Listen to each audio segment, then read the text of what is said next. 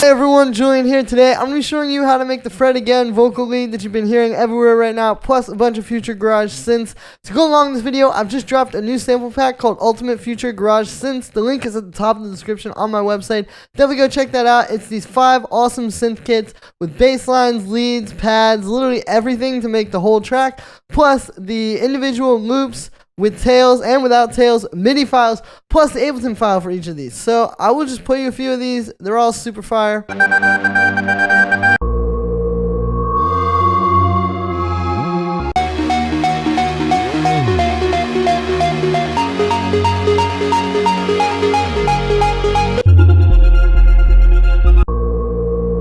So yeah, a bunch of super great stuff in there, plus it comes with some free bonus drum loops, free bonus effects as well. It's everything you need to make an awesome future garage track. The link is at the top of the description. Definitely go grab that. Really helps support me. It's not just about me though, guys. It's really about giving you guys stuff to support you, giving you these awesome resources so you can then go and make the best tracks of your life. And by the way, it's very affordable as well. So definitely go grab that. Really, I'm telling you, it's going to help you make the best track you've ever made. Link is at the top of the description. You can also check out the link for my lessons and Ghost Productions and track finishing. Link is at the top of the description for that as well.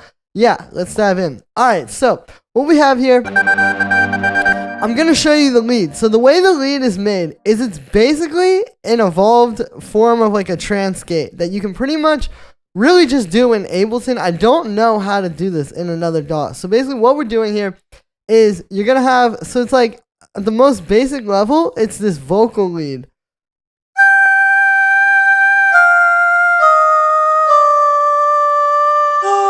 Right? That's no effects. It's a vocal lead, and particularly one with these like long held out notes like this. Like, we're not trying to be too dynamic here. We're just like finding long notes that are going to hold out well. Right? And then just like a good vocal tone. In this case, it's this chromatic voice thing. This is like actually from Ableton over here.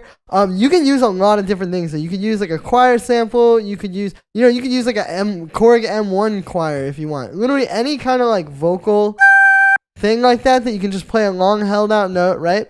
And then I'm distorting it a little bit. I think it makes it sit on top of the mix a little bit better because these are pretty energetic tracks, right? Like, it's meant to be pretty heavy. It's dance floor stuff. It's not like Burial where it's a bit deeper. You really want it to smack. So this voice, if you put a little bit of distortion on it, it'll sit right on top of the mix better and just match that. And then there's the gate.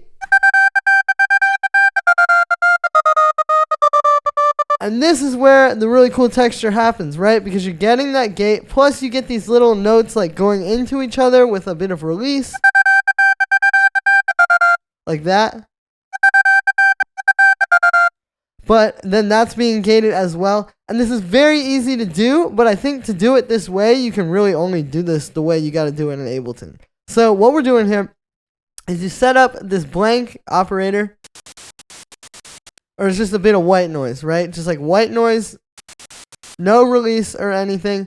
And then you're basically going to use that. Whatever the MIDI is for that is going to be your trance gate pattern, because then you go in the gate here, you bring a gate, and when you sidechain with a gate, it basically makes it so it's like the opposite of sidechaining with a compressor. Sidechaining with a compressor, it ducks it out of the way. Sidechaining with a gate, you hear it only when the sidechain thing plays, right? So if you sidechain this to that noise, all of a sudden, whatever pattern the noise is playing is whatever pattern the lead will be playing, right? So it's a really cool way to do that. And what it allows you to do that you can't really do with a lot of trance gates is these very like minute changes in the details of each note. Like, you notice how these are all like a slightly different length. Even these two, which are like not that different, right? But even just having like that slight difference in the lengths really contributes to how this sounds. Like, that's basically where the complexity is going to come, is from finding like a half note pattern like this. It could be a whole bar, maybe it could be a quarter note, but I think a half note also is usually the best. And then creating that pattern where it's like a simple rhythm like that, right? That's really simple. But then really just playing with the note lengths and getting like a lot of groove out of that. And I'll just show you, like, let's duplicate that. If I just make this like straight 16th notes and it's the same pattern. See, all you get is that. Even if they're staccato, it's not got nearly as much groove as.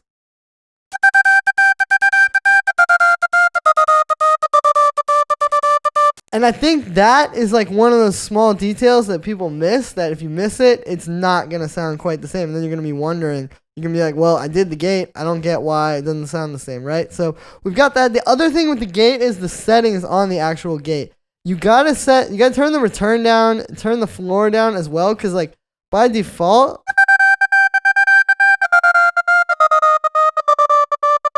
it's not as tight. Like if you really want that tight gated lead, again, this is a small detail too that you may not even notice all the way. You really want to set those like that, because then when you put it into a bit of like delay, you're really getting like a tight sound that's going to get really nice and choppy through the delay. So then we have a bit of delay, just doing dotted eighth notes. It gives it some more rhythm for sure, but you don't want it to be too in the way, because it will cover up the rhythm that's already happening. Like, see, if I turn the dry wet up too much, it just becomes da da da da da da da, and it's just straight 16 notes, and there's no like variance there. We got a bit of reverb, just a tiny bit. It does go well. And then just a high pass filter. You know, with these vocal leads, they can have some weird overtones or like harmonics in the lower range, so just cutting that out really helps.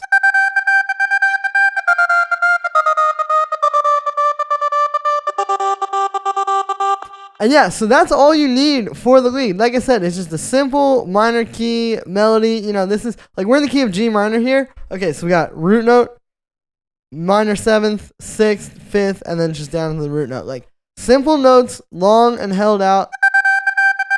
And then that allows the transgate to do its job, right? Because like if we start doing like I could just, I mean, if we're in G minor, like I could just write a melody that's like super dynamic, you know? We could just like walk down the scale or something.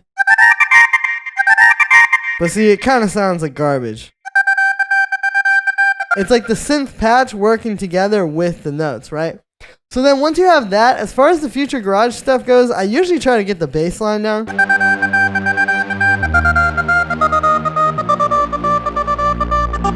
I can hear that's what really gives the lead something to work off of, because you got to keep in mind here, like when I show you the notes on the lead, it is very simple.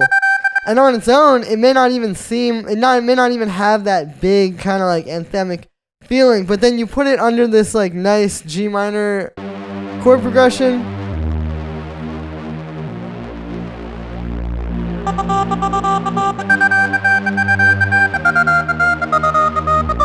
And it becomes very deep, and it really works together with that. And that's also like having long held out notes in the bass too, right? So if we're looking at this musically, again, we're in the key of G minor, so we're doing the root note, the 6th, the minor 6th, I should say, and then the minor 3rd down there, which is actually going to be like a major chord. So it resolves really nicely onto that like major feeling, but we're still starting off minor, and we're starting off with a root note too. So even though we're kind of resolving to like a minor 3rd, which might be kind of weird usually, because we had that root note established and we always go right back to that after the long minor 3rd, it, you know, it kind of like sets it. And we have this wavetable patch here. So this is just using like a saw wave. I really like doing this with wavetable, where you combine a saw wave and then one of the weird wavetables, which is like an LFO on the position. And you can see you just get something where it's that classic Reese with a saw wave, but it's just something new and fresh. Because the Reese bass has been done a million times. I've been talking about that since the 90s, man. Like, this is a way you can kind of take it into the future, is with this wavetable synthesis.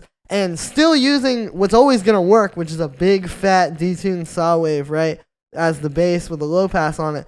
But then just mix a little bit of modern and really just kind of like future with it. And we also got a little bit of a low pass, a bunch of unison, chorus. A little bit of reverb actually can help these to kind of give it a bit of texture, especially if you're distorting it like this with the amp. Like here's without those. Just the amp. And then check out if I add the reverb.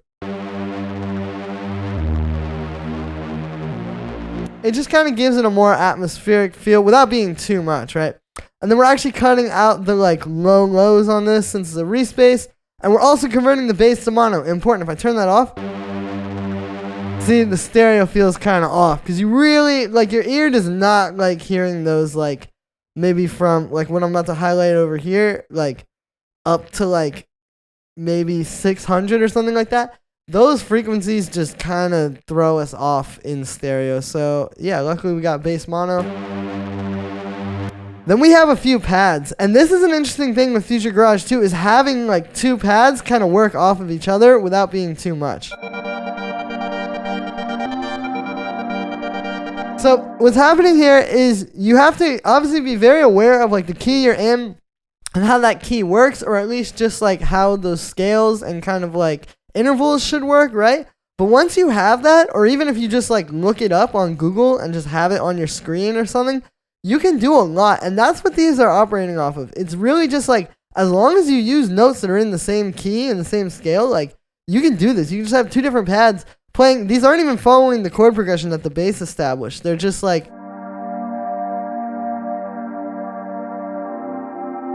these freewheeling sort of like harmonic things.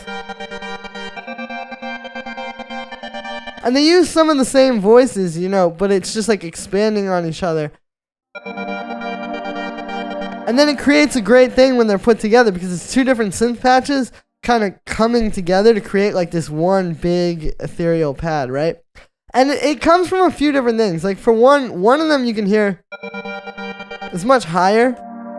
And then this one's a lot deeper, right? They're both made with operator. You know, it's pretty simple sine wave FM stuff. Like, honestly, if you just start turning these up and playing chords into them, you can get these sounds.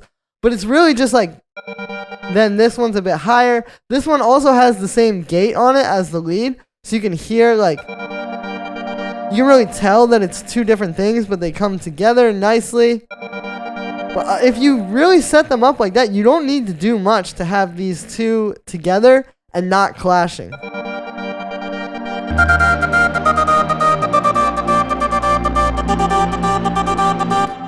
And yeah, so that's going to be it for this one, guys. I hope you enjoyed. As always, make sure to like this video as well as subscribe. And let me know what you think of this video in the comments. Like I said in the beginning, you can get the ultimate Future Garage synth library. The link is right at the top of the description on my website. Don't miss this while it's available. I'm telling you guys, I wish this was out when I was trying to learn this stuff. It's a great resource. You get these 5 awesome synth kits with all the individual layers, plus MIDI and the Ableton file and presets.